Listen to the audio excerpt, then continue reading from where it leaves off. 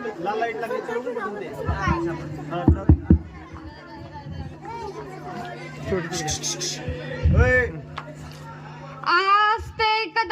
आस्ते कदम महाराजा गणपती भूपती प्रजापती सुवर्णरत्न श्रीपती अष्टप्रधान जागृत न्यायालंकार मंडित शस्त्रास्त्र पारंगत राजनीती धुरंधर प्रौढ प्रताप पुरंदर क्षत्रिय कुलावतंस सिंहासनाधीश्वर महाराजाधिराज योगीराज श्री श्री श्री छत्रपती शिवाजी महाराज की जय.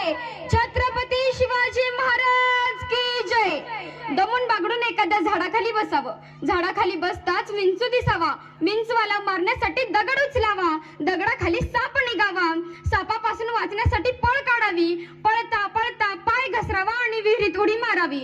विहिरीत मगर दिसावी. मगरीपासून वाचण्यासाठी वर यावं आणि वर येताच वाघ दिसावा. वाघापासून वाचण्यासाठी पुन्हा त्याच विहिरीत उडी मारावी.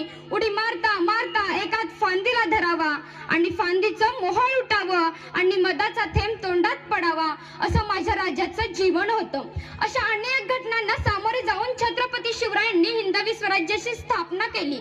त्यांचा जन्म 19 फेब्रुवारी 1630 रोजी झाला.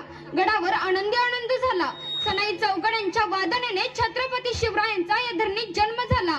त्यांचे पिता छत्रपती शहाजीराजे व माता जिजाबाई यांनी त्यांची एक नवीनच मूर्ती तयार केली होती की ज्या मूर्तीची गरज या महाराष्ट्राला खूप आधीपासूनच होती.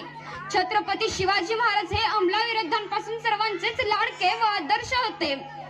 आपण म्हणतोच करे छत्रपती शिवाजी महाराज, छत्रपती शिवाजी महाराज. पण छत्रपती शिवाजी महाराज या शब्दाचा अर्थ तरी तुम्हाला माहित आहे का हो? ऐका, मी सांगते.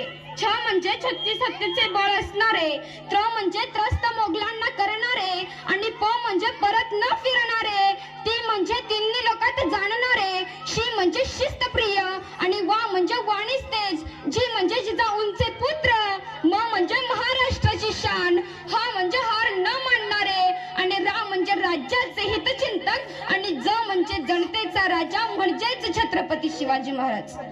असे होते माझे राजे.